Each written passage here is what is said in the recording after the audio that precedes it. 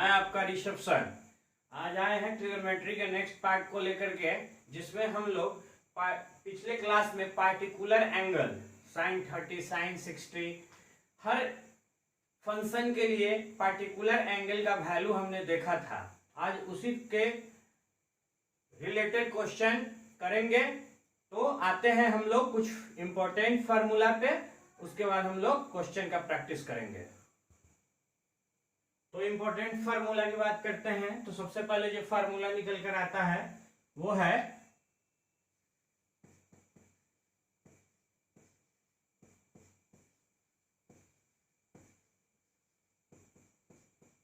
Sign square theta plus cos square theta, जिसका value कितना होता है 1 होता है।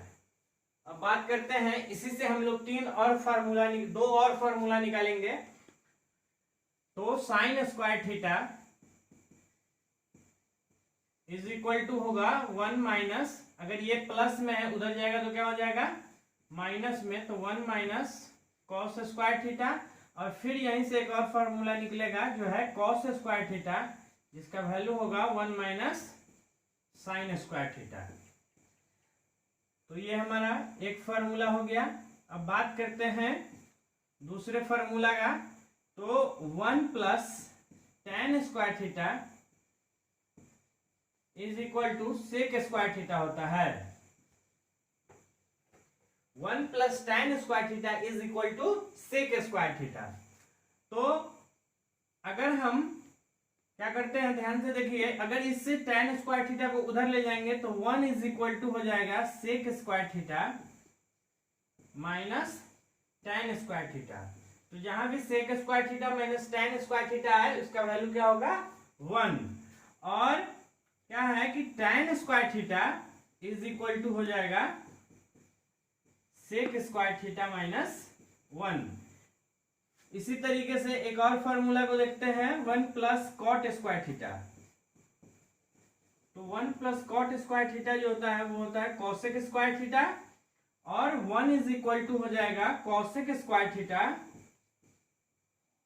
Minus cot square theta.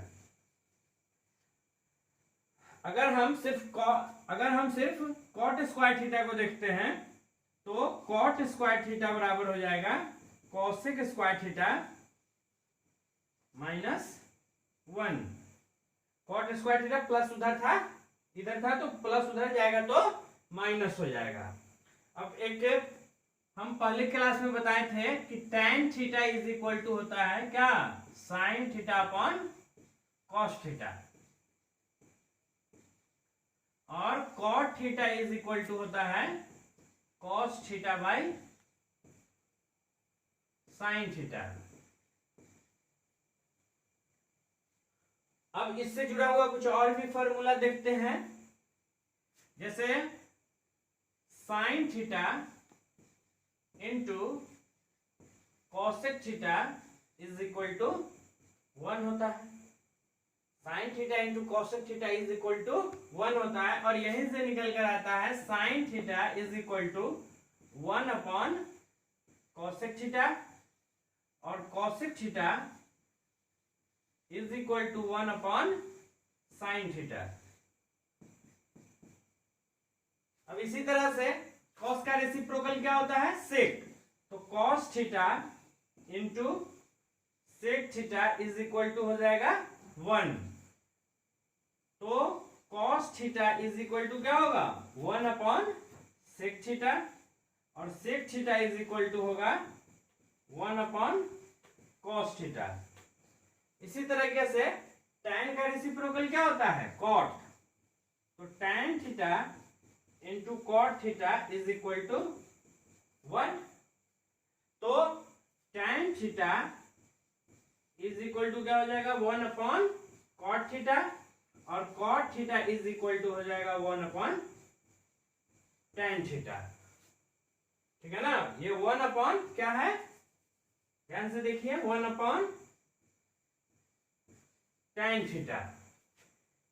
ठीक है ना। तो ये फार्मूला जो है, कुछ फार्मूला है जो ध्यान में रखना है, sign square theta plus cos square theta 1। अगर ये ध्यान में रहेगा तो ये सब हम खुद से कैलकुलेट कर सकते हैं। अगर 1 plus tan square theta is equal to sec square theta रहेगा तो बाद का दो चीज हम खुद से निकाल सकते हैं। 1 प्लस कॉट स्क्वायर थीटा अगर कोसेक स्क्वायर थीटा है तो बाकी दो हमको खुद ब खुद निकल सकता है। tan थीटा बराबर फर्स्ट क्लास में हमने बताया था tan theta is equal to sine upon cos theta और cot theta is equal to cos theta upon sin theta. sin theta into cosec theta का वैल्यू 1 होता है। sin theta is equal to यहीं से निकल कर आता है ये दोनों sin theta is equal to 1 upon क्योंकि गुना में है, इधर जो है तो डिवाइड में हो गया। उसी तरह से cos का sec के साथ मल्टीप्लिकेशन करेंगे तो वैल्यू 1 आएगा, फिर ये गुना में इधर आएगा तो डिवाइड में हो जाएगा, tan इंटू cot 1 होता है। तो बढ़ते हैं कुछ और फार्मूला के तरफ। तो देखते हैं आगे हम क्या है कि अभी हम देखेंगे कॉम्प्लीमेंट्री एंगल का, है ना, कि sine 90 minus theta, sine 90 minus theta जो होता है वो होता है कितना, cos theta. Sine 90 minus theta क्या होता है, कॉस थीटा। उसी तरह से cos 90 degree minus theta is equal to होता है साइन थीटा। अब देखिए ध्यान से, sine 90 minus theta cos theta, cos 90 minus theta sine theta. उसी तरह से अगर हम tan की बात करते हैं तो tan 90 minus theta is equal to होता है cot थीटा और cot 90 माइनस थीटा जो होता है वो होता है tan थीटा। उसी तरह से अगर हम सेक की बात करते हैं, sec 90 minus theta is equal to cosec theta और कोसेक 90 माइनस थीटा जो होता है वो होता है सेक थीटा। ये ध्यान रखना है।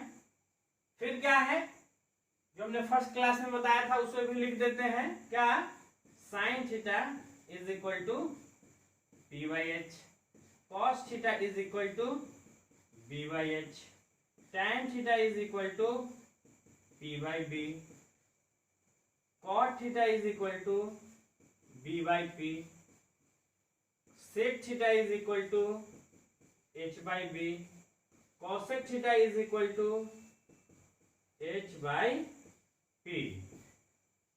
ये सारा फॉर्मूला जो इस चैप्टर में यूज होना है, अप्रोक्स लगभग क्वेश्चन हमने आपको लिख दिया है, इसे आप नोट कर लीजिए और फिर हम लोग आते हैं अब क्वेश्चन की तरफ, लेकिन उससे पहले आप पहले इसे नोट कर लीजिए।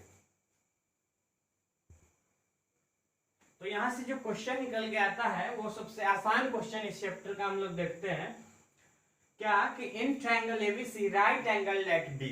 सबसे पहले बात हो रही है ट्रायंगल एबीसी की, तो सबसे पहले हमें क्या करना होगा, ट्रायंगल एबीसी कंस्ट्रक्ट करना होगा। तो हमने एबीसी ट्रायंगल एक हमने बना लिया,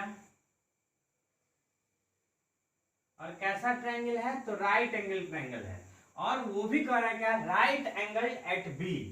तो ये हमारा ए हो गया, ये हमारा बी हो गया और ये हमारा सी हो गया, ठीक है ना। तो ये एंगल कितना हो गया, 90 डिग्री, ये हो गया हमारा 90 डिग्री।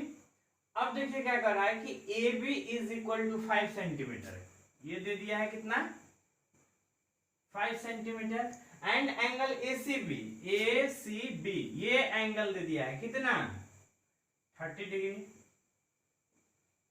तो देखिए क्या पूछ रहा है कि determine the length of sides BC and AC. BC और एसी साइड निकालना है हमें, तो इस साइड को हम कैसे निकालें। तो देखिए ये है, अगर इस एंगल की बात कर रहे हैं तो यह एंगल के सामने यह साइड क्या कहलाएगा, क्या कहलाएगा, परपेंडिकुलर। क्या कहलाएगा, परपेंडिकुलर। तो और क्या निकालना है, ये बीसी, और बीसी हमारा क्या हो गया, बेस। क्या हो गया, इस एंगल के लिए ये परपेंडिकुलर हो गया और यह क्या हो गया, बेस। तो परपेंडिकुलर और बेस के बीच में कौन रिलेशन बताता है, समझ में आ रही है ना। एक बात बताइए कि परपेंडिकुलर और बेस के बीच में कौन बताता है रिलेशन को, tan। तो हम लोग क्या करते हैं, tan 30, क्या निकालते हैं, tan 30 डिग्री। तो tan 30 डिग्री बराबर क्या लिखेंगे, P बाई बी। तो P अपॉन B। अब देखिए है क्या कि परपेंडिकुलर तो दे रखा है कितना 5 सेंटीमीटर और बेस कितना है तो BC और tan 30 डिग्री। सबसे ज्यादा इंपॉर्टेंट ये है tan 30 का वैल्यू आपको ध्यान में रखना होगा। अगर ध्यान नहीं रखेंगे तो आपको सवाल आपसे नहीं बनेगा। तो tan 30 हमने इससे पिछले क्लास में ट्रिगोनोमेट्री का जो सेकेंड क्लास हमने बताया है उसमें हमने सभी ट्रिगोनोमेट्रिक फंक्शन के पार्टिकुलर एंगल का वैल्यू भी हमने बॉक्स बनाकर बताया था, उसे ध्यान में रखना होगा। तो tan 30 का वैल्यू होता है 1/√3। कितना होता है 1/√3। तो BC इज इक्वल टू क्या हो जाएगा, क्या होगा क्रॉस मल्टीप्लीकेशन कर देंगे तो 5√3 सेंटीमीटर है ना। और चाहे तो हम लोग क्या कर सकते हैं √3 का वैल्यू भी पुट कर सकते हैं 1.732। अब बात करते हैं AC, क्या निकालना है AC। तो देखिए AC क्या है हमारा, इस एंगल के लिए AC क्या होगा, इस एंगल के लिए क्या, इस एंगल के लिए भी AC हाइपोटेनस ही कहलाएगा। क्यों, क्योंकि यह 90 डिग्री के सामने वाला और 90 डिग्री के सामने का साइड हमेशा क्या होता है हाइपोटेनस। तो sin 30 degree is equal to क्या होगा P अपॉन H। sin 30 का वैल्यू कितना होता है, sin 30 का वैल्यू होता है 1/2। कितना होता है 1/2। और परपेंडिकुलर हमारा कितना है 5 सेंटीमीटर और हाइपोटेनस हमारा कितना है AC। तो क्या हो जाएगा AC इज इक्वल टू कितना 5 2 जा 10। क्या हो जाएगा 5 2 जा 10। तो 10 सेंटीमीटर। तो ये 10 सेंटीमीटर हो गया और ये हमारा कितना हो गया, ये हमारा कितना हो गया 5√3 सेंटीमीटर।